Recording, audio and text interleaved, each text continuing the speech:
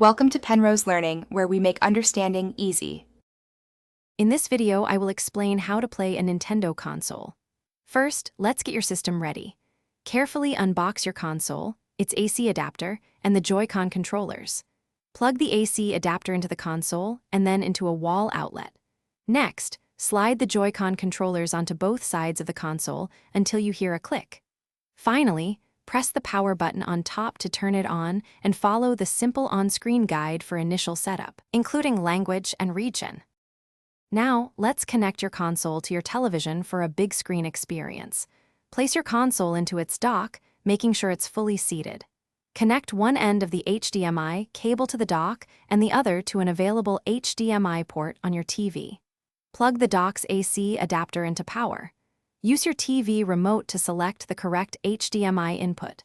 To pair extra controllers, navigate to the Controllers menu on the home screen and select Change Grip/Order. Then press the Sync button on your controller. Ready to play some games? For physical games, find the game card slot on the top of your console. Gently insert a game card with the label facing the same direction as your screen until it clicks into place. For digital games, navigate to the Nintendo eShop from your home menu. Make sure your console is connected to the internet. You can browse or search for games, then select Purchase or Free Download to add them to your library. Downloads will begin automatically. Once your game loads, you'll use the controllers for interaction. The left stick typically controls movement, while the right stick manages the camera. The A, B, X, and Y buttons are for primary actions, and the shoulder buttons L, R, ZL, and ZR offer additional functions. To exit a game or adjust quick settings, press the Home button.